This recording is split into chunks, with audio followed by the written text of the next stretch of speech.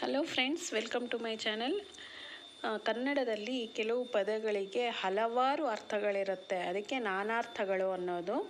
ಅಂಥ ಕೆಲವು ಶಬ್ದಗಳನ್ನು ಈಗ ತಿಳ್ಕೊಳ್ಳೋಣ ಈ ವಿಡಿಯೋದಲ್ಲಿ.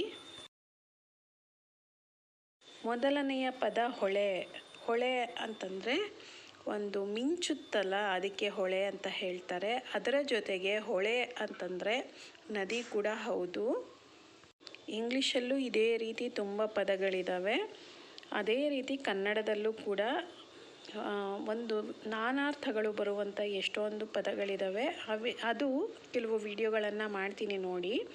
ಈಗ ಮುಂದಿನ ಶಬ್ದ ಅಲೆ. ಅಲೆ ಅಂದರೆ ನೀರಿನ ತೆರೆ.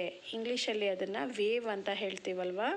ನೀರಿನ ತೆರೆ ಹಾಗೂ ಅಲೆ ಅಂದರೆ ಗುರಿ ಇಲ್ಲದೆ ತಿರುಗಾಡ್ತಾ ಇರ್ತಾರಲ್ಲ, ಅಲೆಮಾರಿ ಅಂತ ಕೂಡ ಹೇಳ್ತೀವಲ್ವ, ಅದು. ಮುಂದಿನ ಶಬ್ದ ಹರಿ. ಹರಿ ಅಂತಂದರೆ ನಮಗೆಲ್ಲರಿಗೂ ಗೊತ್ತಿರುವ ಥರ ವಿಷ್ಣುವಿನ ಇನ್ನೊಂದು ಹೆಸರು ಕೂಡ ಹರಿ ಆಗುತ್ತೆ.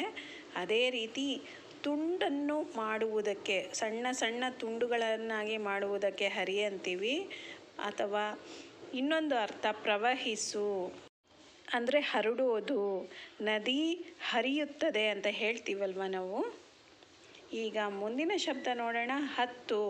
ಹತ್ತು ಅಂದರೆ ಸಂಖ್ಯೆ. ಇಂಗ್ಲೀಷಲ್ಲಿ 10 ಅಂತೀವಲ್ವ, ಅದು ಹತ್ತು.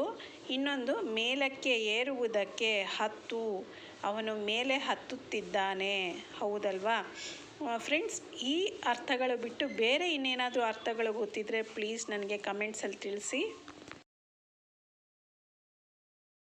ಇನ್ನು ಮುಂದಿನ ಶಬ್ದ ಯಾವುದು ಅಂತ ನೋಡೋಣ. ತಿಂಗಳು.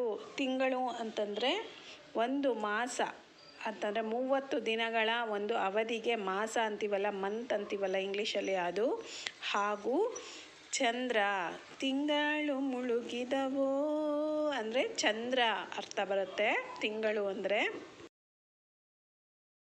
ಹೇಗಿದೆ ವಿಡಿಯೋ ಅಂತ ಕಮೆಂಟ್ಸಲ್ಲಿ ಪ್ಲೀಸ್ ತಿಳಿಸಿ. ನಿಮಗೆ ಎಷ್ಟು ಉತ್ತರ ಕೊಡೋಕ್ಕಾಯಿತು ಅಂತ ಕೂಡ ತಿಳಿಸಿ. ವಿಡಿಯೋಗೆ ಒಂದು ಲೈಕ್ ಕೊಡಿ, ಫ್ಯಾಮಿಲಿ ಫ್ರೆಂಡ್ಸ್ ಜೊತೆ ಶೇರ್ ಮಾಡಿ.